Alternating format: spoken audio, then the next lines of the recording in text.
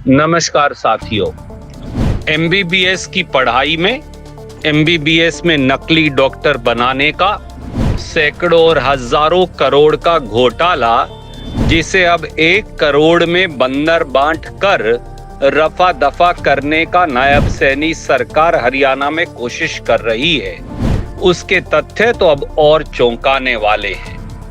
आज के ही अखबार में खबर आई कि एमबीबीएस में 10 साल से फर्जी डॉक्टर रोहतक मेडिकल कॉलेज में बनाए जा रहे हैं, पर पूरे घोटाले में पुलिस के मुताबिक और नायब सैनी सरकार के मुताबिक लेन देन है मात्र 1 करोड़ रुपए का।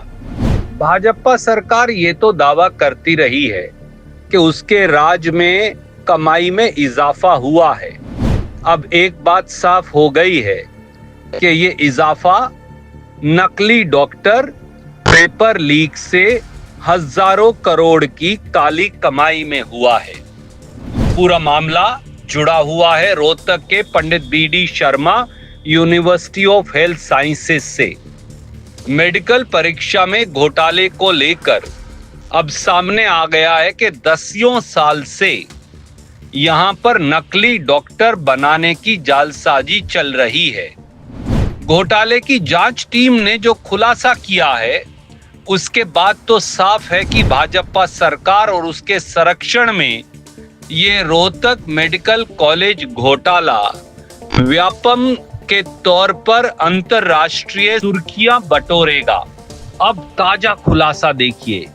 कहते हैं मात्र 1 करोड़ में ही सारे नकली डॉक्टर बन गए। मेडिकल परीक्षा पास कराने के एवज में 1-1 करोड़ वसूला, यानी छोटी छोटी मुर्गी और दलाल पकड़ लिए और बड़े बड़े मगरमच्छ और सत्ता की शहतीरों पर बैठे सफेदपोश और इस षड्यंत्र के असली नायक सब गायब हो गए। अफसर भी बचा लिए गए, मेडिकल कॉलेज के अधिकारी भी बचा लिए गए और भाजपा की सत्ता में बैठे वो सफेदपोश जो 10 साल से मुन्ना भाई छाप नकली डॉक्टर बना रहे हैं, वो भी बचा लिए गए। दोस्तों साथियों, ये पहली नजर में ही साफ है कि ये 1 करोड़ की बंदर बाट कर झूठा एमबीबीएस के पेपर पास कर नकली डॉक्टर बनाने का मामला नहीं, बल्कि सैकड़ों और हजारों करोड़ का घोटाले का है। सही जांच होगी तो छोटी मछलियां नहीं, सारे बगड़े मगरमच्छ पकड़े जाएंगे। वैसे भी ये सैकड़ों और हजारों करोड़ की बंदरबाट कैसे हुई? इस 1 करोड़ में से भी किसको कितना हिस्सा मिला? सत्ता के शीर्ष पर बैठे शहंशाहों को कितना चढ़ाया गया? ये सब जांच के दायरे से निश्चित तौर पर बाहर रखा गया होगा और इसीलिए इस बारे में ये रिपोर्ट खामोश है। कुछ छुट भैये दलालों को मिलने वाली रिश्वत की राशि का जरूर जिक्र है, लेकिन हिंदुस्तान के सबसे बड़े मेडिकल घोटालों में से एक, इसमें शामिल मगरमच्छों को नायब सैनी सरकार बड़ी चालाकी से बचा रही है। बाकी ये जानकारी विस्तार से सामने आई है कि रोहतक मेडिकल कॉलेज के मुन्ना भाइयों ने परीक्षा में किस अंदाज में अपनी कलाकारी दिखाई है। किसी की कॉपी कोई और लिख रहा था, कोई उसके अंदर जो इंक है जो अपने आप गायब हो जाती है वो इस्तेमाल कर रहा था, तो किसी की कॉपी को खाली ही जमा करा लिया गया ताकि उस पर तसल्ली से सही जवाब लिखा जा सके, और किसी की कॉपी को इरेजेबल इंक को मिटाकर दोबारा लिख दिया गया। खुद जांच टीम को भी 46 कॉपी बंडल से गायब मिली हैं। आपकी जानकारी के लिए बता दें कि इस मेडिकल घोटाले के पनपने से लेकर पूरा होने तक हरियाणा में बीजेपी की सरकार थी। पहले मुख्यमंत्री की कुर्सी पर खट्टर साहब विराजमान थे।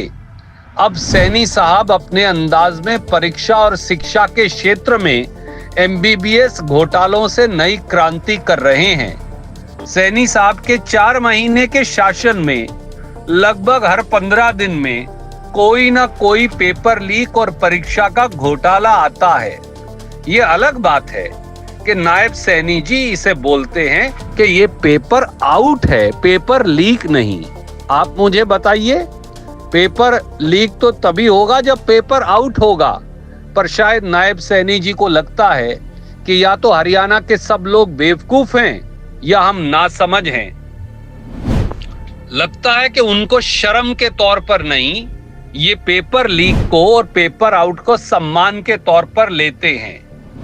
मुझे तो ये भी लगता है कि वो इस करोड़ों रुपए के मेडिकल घोटाले के खबर को भी अपनी उपलब्धि के तौर पर पेश कर देंगे और सार्वजनिक मन से ऐलान करेंगे कि देखो कितनी सैकड़ों और हजारों करोड़ की कमाई इस एमबीबीएस घोटाले में हुई।